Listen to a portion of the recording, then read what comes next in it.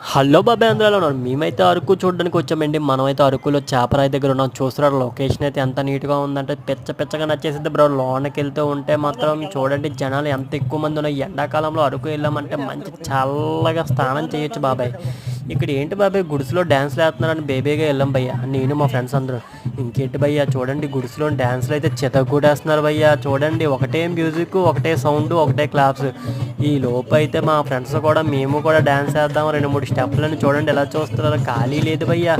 ఏదో కోడిపుంజులు ఫైట్ ఆడుకున్నట్టు చూడండి ఎలా ఉన్నాయో. ఇక్కడ పక్కన గార్డెన్ కూడా చాలా సూపర్గా ఉంది. నేనైతే గార్డెన్ ఫోటో చేద్దాం చూసారా.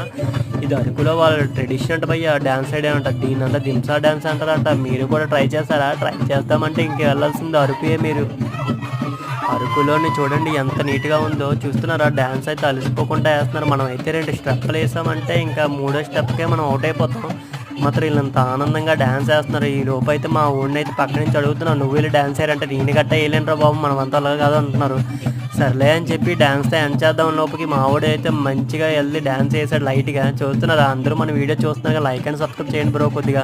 మీరు కూడా వెళ్ళి ఇలాగ అరకులో ఎంజాయ్ చేద్దాం అనుకుంటున్నారా? వెళ్ళి ఎంజాయ్ చేయండి మర్చిపోకండి.